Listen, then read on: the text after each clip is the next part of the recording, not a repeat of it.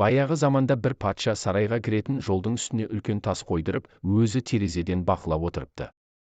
Көрейік не болады екен деп. Елінің ең бай саудагерлері, ең күшті керуеншілері, сарай қызметшілері жолда келе жатып тасты айналып өтіп еш нәрсе істемей кіріп кетеді. Кейбіреулері тасты көріп дауыстап тұрып патшаны сөге бастайды. Халықтан қаншама салық жинайды, бірақ жолдарын таза ұстай алмайды, тағы да басқа сөздер. Осы кезде бір ауыл шаруасы сарайға жеміс, көкөніс алып келе жатып жол ортасындағы тасты көргенде, арқасынан жүгін жерге қойып, екі қолымен тасты итере бастайды. Қатты қиналып қара терге батады, ақыры соңында тасты жолдың шетіне ығыстырып қояды. Жүгін қайтадан асынып жатқанда тастың жатқан жерінен бір қалта көреді. Алып ішін ашады. Қалта ашық алтынға толы болады. Ішінен патшаның жазған хатын көреді. Бұл алтын, тасты жолдан алған адамға берген сыйлығым. Патша.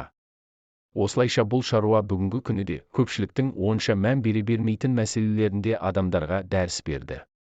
Мұның сияпатын дүниеде артығымен алды.